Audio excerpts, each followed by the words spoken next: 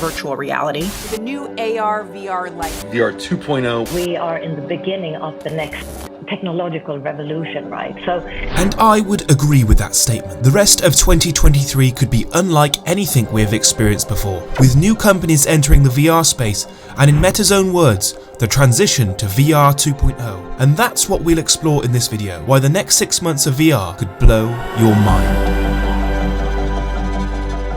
Starting with this month.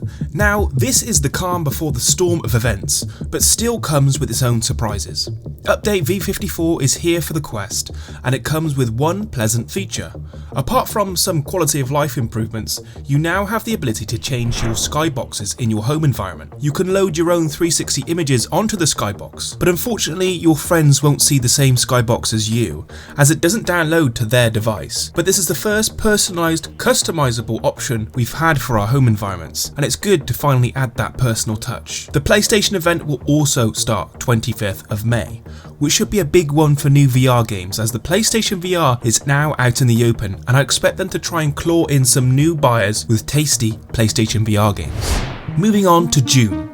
Starting with June 1st. The Metagame Showcase will be here, and it will be its longest showcase at 40 minutes, and the rumours are circulating as to what titles could be announced, but I'll give you a short list of what to expect, from most likely to least likely in terms of announcements. First up, Asgard's Wrath. Both the Game Showcase promo and Bosworth mentioned this title in a Q&A, and it's clear it's almost certainly coming to the Quest. Attack on Titan Unbreakable was a title announced end of last year, with a supposed release date of this summer, so expect this to be shown and released very shortly. Next is Ghostbusters. We can be sure to see some sort of gameplay of Ghostbusters, as this has been in development for some time. San Andreas VR has been silent for the past few years, but this was a major announcement from Zuckerberg himself, so everyone is expecting to hear something this year, with the release date of the Quest 3 nearing. Assassin's Creed VR is another release date expected to make an appearance, as again it was announced a few years back that Ubisoft was making this title, and a Splinter Cell game, but that got cancelled. The next two titles are closer to speculation, as we only have the best guesswork to go off, but a Spider-Man game could be possible with Meta's Twitter tease, and the recent partnership with Microsoft might also mean a Minecraft port could be revived for the Quest, but there is little information to go off. We hopefully can hear more about the Xbox Game Pass partnership, but I'm not holding my hopes up for that anytime soon.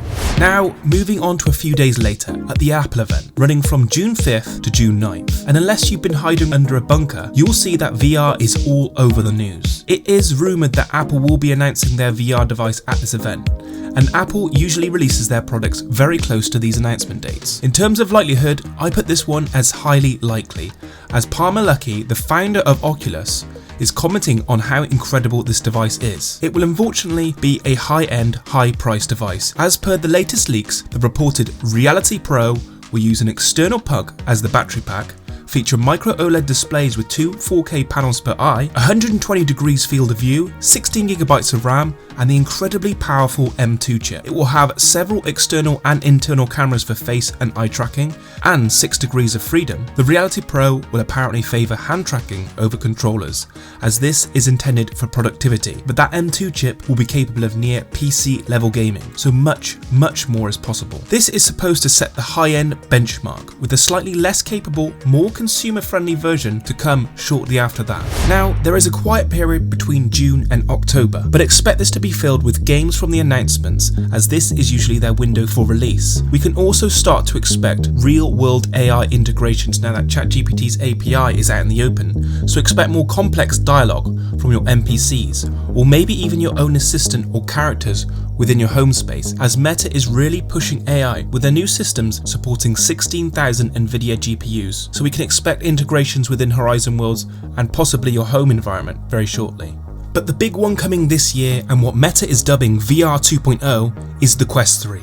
But before I get more into that, I just want to talk briefly about today's sponsor. I don't usually do sponsors, but this one in particular caught my eye. Exter is a company that sells the most compact wallet available, with this super cool method of accessing your cards. This is the most successful next generation wallet with built-in RFID protection and over 30,000 5-star reviews. The wallet comes in a multitude of styles to suit your need, but there is one feature in particular that caught my eye. I lose everything, including my wallet, but Exeter's tracker card allows me to literally ring my wallet with an app. The wallet can also ring my phone if I lose that too, which is incredible. The small compact tracker card lasts 2 to 3 months with just 3 hours of solar charge, which is amazing. You can get 35% off site-wide using code VIRTUALCHAP during the biggest Father's Day sale of the year. All links are in the description. But now onto what will be the biggest VR headset launch of the year, and that's the Quest 3, the dubbed VR 2.0, the step away from traditional VR and a venture into the mass-adopted mixed reality. We can expect to see Quest 3 release in October 2023, with a price range between $300 and $500, with $400 being most likely. 128GB should be the standard minimum spec, with now an additional 2 cameras to total 6 cameras for external tracking and depth sensing for mixed reality. The Quest 3 will mark the mass-adopted transition to a mixed reality device with full colour and hopefully high-definition pass-through. For those who haven't tried the Quest Pro, the quality in pass-through can lead to some incredible mixed reality experiences. The Quest 3 will also be using pancake lenses, which will allow for a thinner, lighter frame, and will come with a suggested resolution of 4128 by 2208. The Quest 3 will use the new Snapdragon XR2 chip Gen 2, which will give a significant increase in performance. But one thing that's missing from the CAD files and leaks is eye and face tracking. But the AMA with Bosworth stated that mixed reality, hand tracking, face tracking and eye tracking represent a new baseline for VR 2.0. And while using that as our source of information would suggest that maybe the Quest 3 does have these features. But even if not, Meta will be pushing mixed reality experiences hard towards the end of this year, with no doubt incentives for devs to jump on board. So 2023 represents the year we get introduced to a true augmented reality, adding another dimension onto our world. So what do you all think about 2023? Excited, or are you expecting disappointment? Let me know in the comment section below. Also, I've started a Discord for those who'd like to join. Links are in the description. If you like the video, like and subscribe. And as always, I'll catch you on the next one.